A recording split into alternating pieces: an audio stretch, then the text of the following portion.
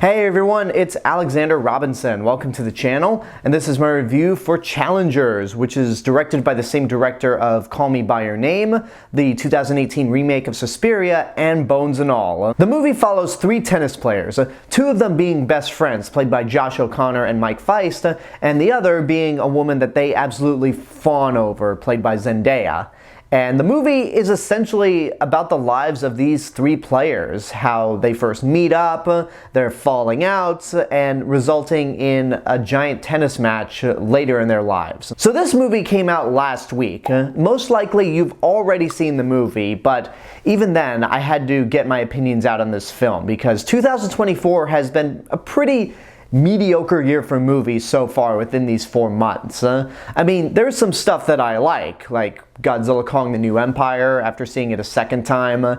I think Abigail is still my favorite movie of the year. I enjoyed Lisa Frankenstein, but overall, it's just been kind of an year. I mean, let me put it this way. In January, Godzilla -1 minus color was probably the best new release I saw, and that technically was a re-release of a movie from last year. Was that an excuse to mention Godzilla -1 again? Sure, but that goes to show you how mediocre I thought this year has been. And Challengers is one of the better movies I've seen this year, and I'm actually glad I waited an entire week to review this movie, because it's gotten better with time. There is so much that I really admire about this movie. I love the way that this story is told, because it opens with Mike Faist and Zendaya's characters married. They have a kid, and they're pretty much gearing up for this major tennis match between Mike Faist and Josh O'Connor. And then the movie's story is told out of order, where we get to see these two guys as best friends, their first meeting with Zendaya, and just how their lives have turned around. It really is a story about obsession in more ways than one, whether it be through their dedication to being excellent tennis players or just getting to know and be with Tashi, played by Zendaya. There are a lot of elements that deal with the theme of obsession. Although, on the note of Zendaya and these two guys, there have been a lot of people calling this one of the sexiest movies ever made. It is a sexy movie, don't get me wrong. There are a lot of moments in this film that definitely warrant that title, but it's not really all about that. The movie is more about tennis and these characters. There are no sex scenes in this movie, and I just didn't think it was as steamy, let's just say, as some people were making it out to be. That quote that some of the TV spots and trailers have been using about it being one of the sexiest movies ever made, like, the people that think that this is sexy, I have a laundry list of films that'll kill those people in terms of how much sexier they are. For example, I think Fast Times at Ridgemont High is a sexier movie than this, for, you know, the obvious reason. I think Don John with Joseph Gordon-Levitt and Scarlett Johansson is a sexier movie than this.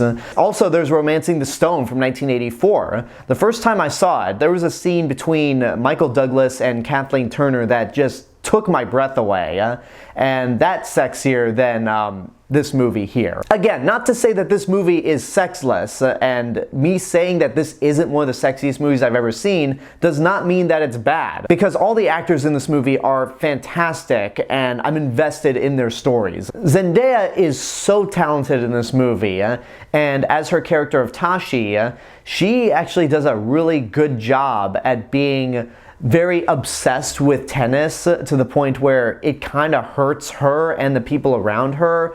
She's very strong-willed, she's authoritative, but in a way I kind of respect, because when you have the other two characters in this movie, like Josh O'Connor and Mike Faist, they are fawning over her to the point where it gets absurd. Mike Faist is probably the more sensible one of these two characters, but Josh O'Connor is a real sleazebag throughout a good chunk of this movie. He starts off cool, but the more we get into the story and the more you see this character, you're like, what a prick. The movie is very well shot, well edited. Trent Reznor and Atticus Ross's score is fantastic. This might actually be my favorite of their scores, even more than The Social Network, which is a great score in itself. It's very catchy, it fits perfectly within a club, though I have to admit there are a few times where the score was so loud I could hardly hear what the characters were saying, and that's a little bit of an issue, but it might also just be the theater I saw this film in. I don't have much else to say about this movie.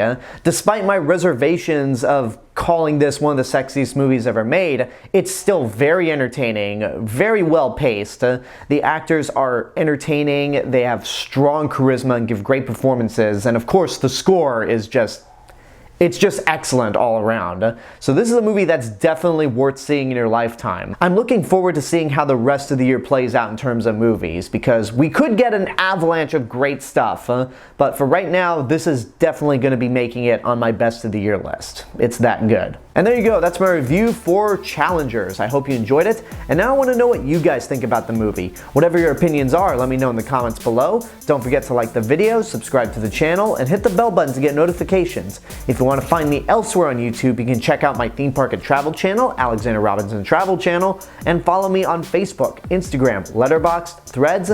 I'll see you guys in the next video, but until then, have a good day, and take care of yourselves.